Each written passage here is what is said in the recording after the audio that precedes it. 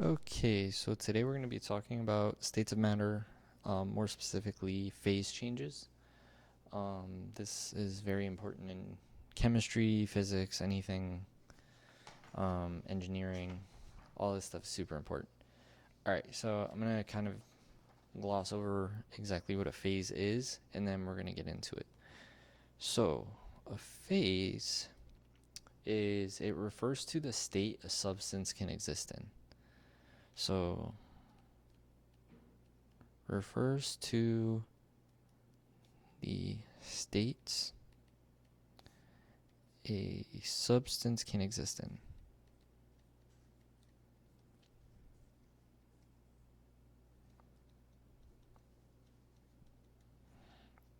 Okay, so something interesting about a phase is it's going to have a uniform composition, and it'll have uniform properties.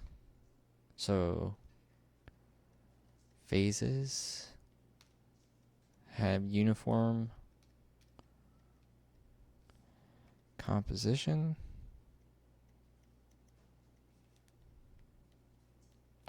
slash properties. Okay, cool. So I'm going to give you some examples. Exactly what I'm talking about when referring to states of matter. You probably already know these things, but um, never really thought of it in this context. So we have liquid, solid, gas, and we're not really going to talk about it too much, but I'm going to mention it, and plasma. And there's like a bunch of other states of matter that, people way smarter than me um, have discovered. I'm not going to even touch on those because I don't frankly understand them. And for the context of this class, they're not important in terms of they're something you would study later on. Okay, so I'm going to give you kind of like a little cheat sheet as to what defines each of these. So I don't know why I did this in this order. Let me arrange this differently. If you copied it down that way, I apologize. Yeah, just you can't do that, but you could erase it and change it. All right, so something about a solid. So let's kind of split this up as a table. So solid has definite shape,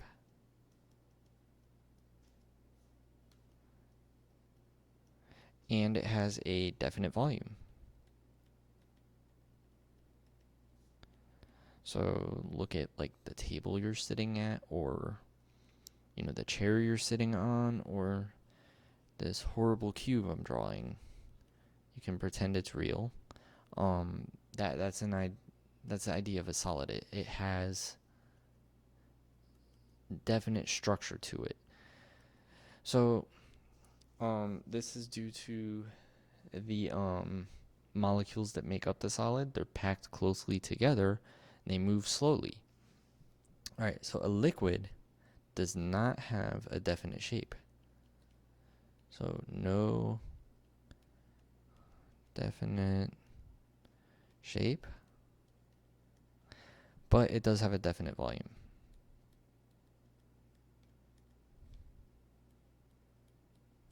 Wow, this table is terrible. Who measured this? Let me move this over a little bit.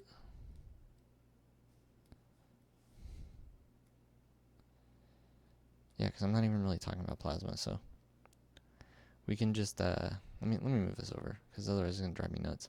All right, so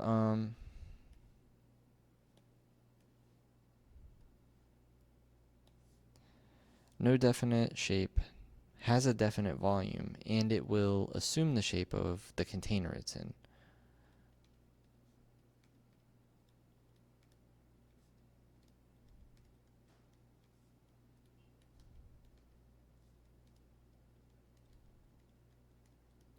So let's draw a glass of water, for instance. So we have this nice beaker that I know nobody's going to be drinking out of because it's against the rules, but it's a chemistry class, so we're drawing that. So you have a beaker of water. If you dumped all this water out on the table, it would just spread out everywhere. But because it's contained in this container, it has a definite shape. And that's what I was it doesn't have a definite shape. It assumes the shape of the container, but it has a definite volume. The same amount of water that you pour out on the table is going to be the same water in that cup or beaker. So I'm going to move on to gases. Gas has obviously no definite shape. If you didn't notice, we're getting more disorganized as we move to the right. So no definite shape and no definite volume.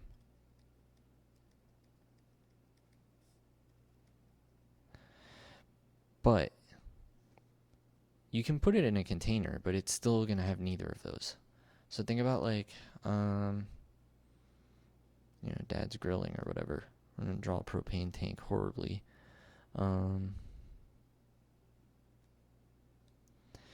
So think about this. You have a nice little propane tank, and if we could cut it open and see inside of it, we're going to draw this. All these red dots are propane. Clearly, there is way more than what I'm drawing in there, but it's moving all over the place, completely disorganized. That's what a gas is. A gas is a bunch of the same molecule or same element or whatever moving around inside of a container, or if it's not in a container, it just disperses as far as you can see it. Think about like when you light a candle, for instance. If you light a candle at one end of the room, it takes a little bit for it to get across the room for you to smell it, but that's the idea of a gas, is it's going to keep diffusing throughout the atmosphere. All right, so last thing I'm going to talk about is plasmas. I'm not even going to write anything down for it because I don't want you guys confused. But a plasma is the same as a gas in that it has no definite volume or shape, and it's most often seen in ionized gases. So ionized gas would be something that's like in a star, for instance. It's distinct because it's distinct from a gas because it has different properties in that it has free electrical charges, not bound to atoms or ions. So this is due to the amount of forces that go into creating these things. So examples of plasma on Earth would be lightning, fluorescent light, neon signs, and then like the most common example that you can use is a star. It's superheated gas, electrically conductive. And it's pretty much what a plasma is. Okay, so now that we got all that out of the way, I didn't even write down the next thing I was going to write down. So we're going to go what a phase change is. Regroup here. A phase change is when a substance changes from one phase to another.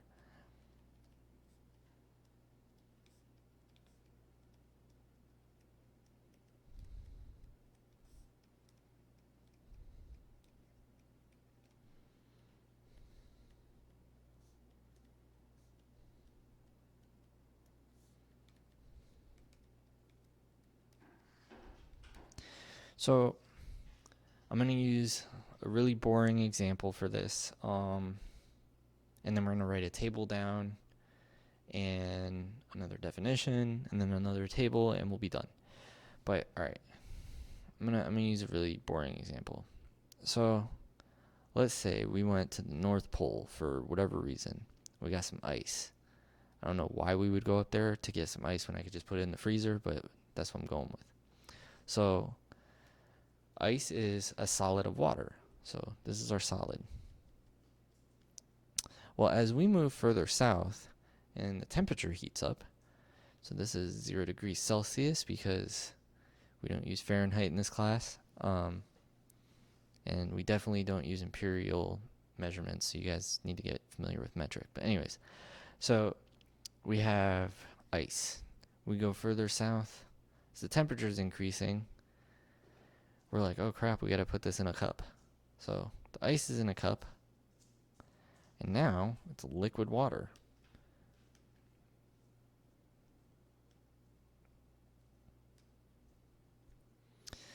And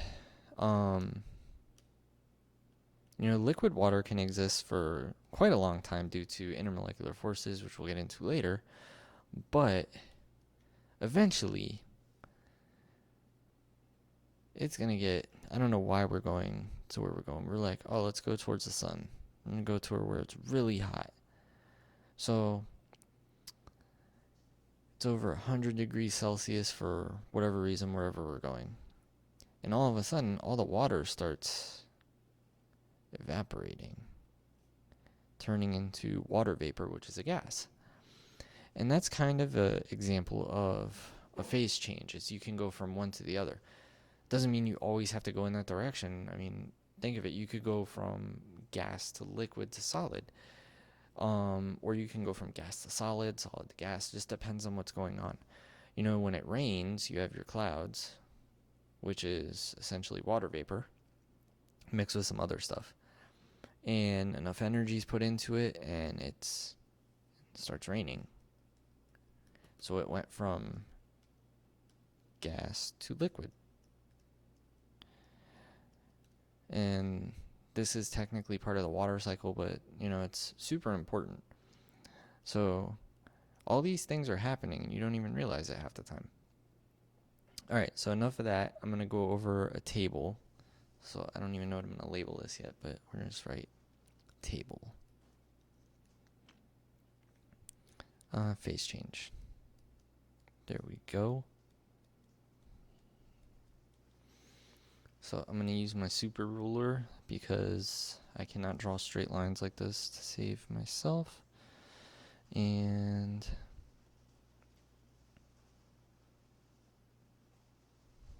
oh wow, I screwed that up big time. Man, I can't do anything right on this video. Okay, so let me write the words out first. So state change, process, example. Alright, so let's draw these lines. Really? Wow. How many do I need? 1, 2, 3, 4, 5, 6. So 1, 2, 3, 4, 5, 6. Alright, that should be good. Alright, so I'm going to go, the state change is just the phase that it's changing to, from and going to. So we have solid, liquid. I'm going to write all these down, and then I'm going to write down the process so I can explain it.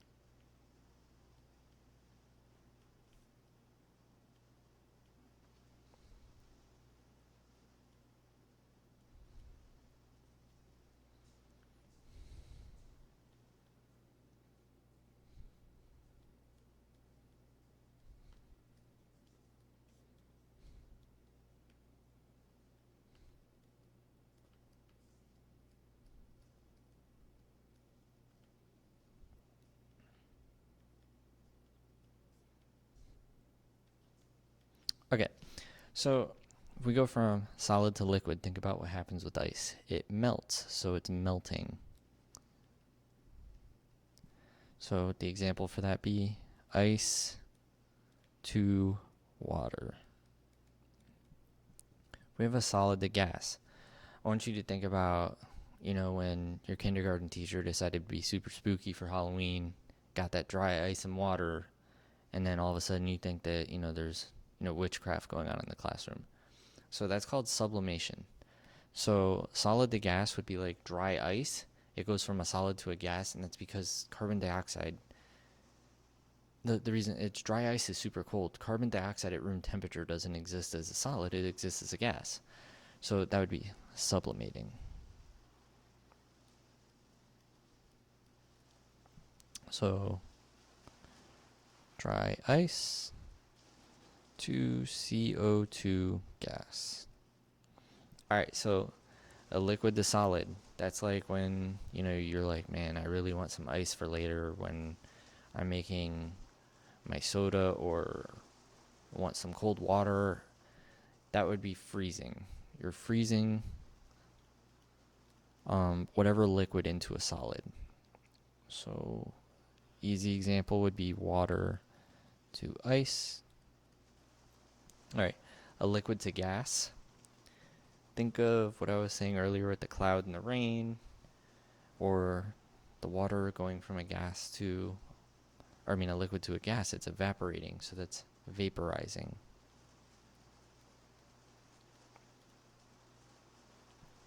So that would be water to water vapor. And then gas to liquid. If you ever look at your air conditioner or something when it's running, or your car, you'll notice that there's like puddles of water under it. That's called, when you have gas condensating to a liquid, it's condensation. So that's what that means. Water vapor to water. And then a gas to a solid is called deposition. So just think of like, it's really, really cold outside or something, and you have like some water vapor gas in a closed container, and then all of a sudden you open it and it's way past freezing, like super, super cold. It'll instantly change into ice. So that would be deposition.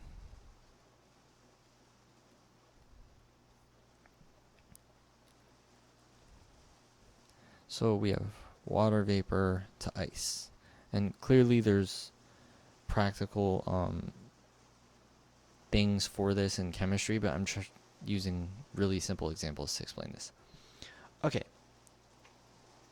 So these changes require energy. They don't just happen.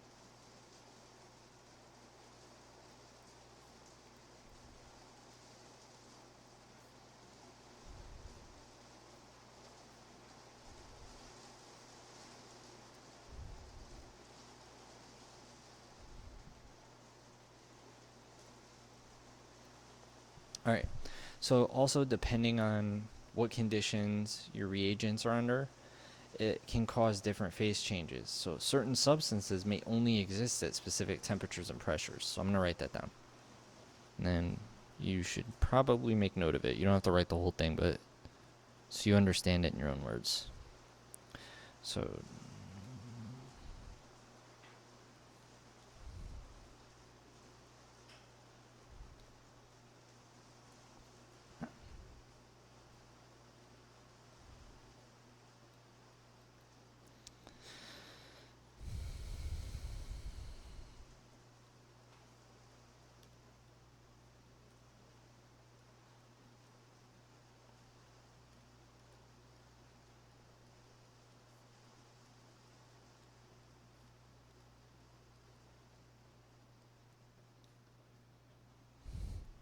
okay, make a note before I finish this. Reagent is chemistry.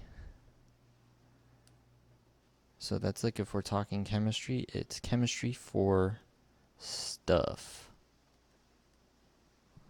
Okay, and then certain substances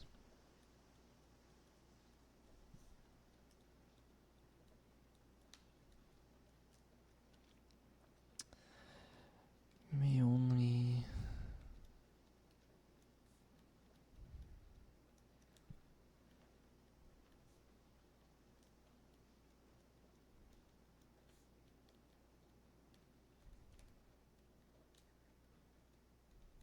okay. So this is the last thing we're gonna do. Is I have a little kind of chart for you to copy. So yeah, let's do this. All you have to do is copy it, and then it'll kind of make sense as to what's going on.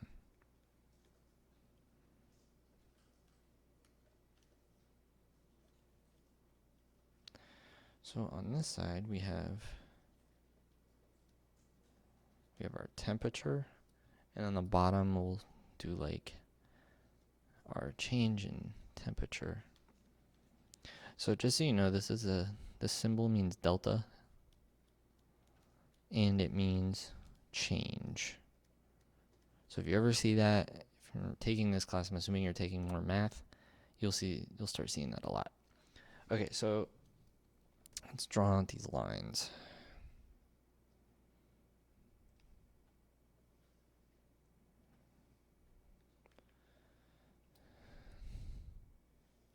This went way further than I thought it would, so let me make this a little longer.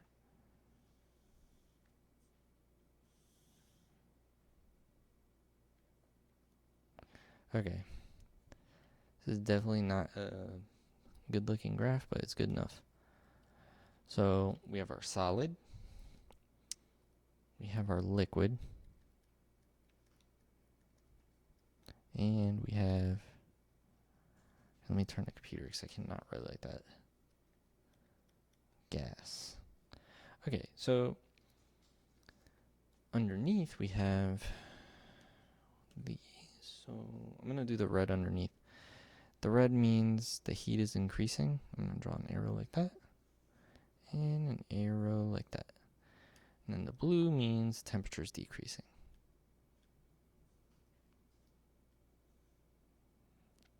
Okay, so if you're going from a solid and the temperature increases, it's melting. If you go from a liquid, temperature increases, you have vaporization. It's kind of like another representation for that table that we had. If you go from a gas and it gets cooler, you have condensation.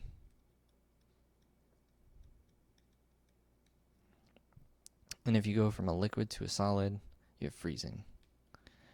So the one thing that I want to make a note of is this table does not cover the other two, sublimation and deposition, so you just got to kind of remember those. That's why I gave you two examples, but I wanted to kind of give you a visual representation.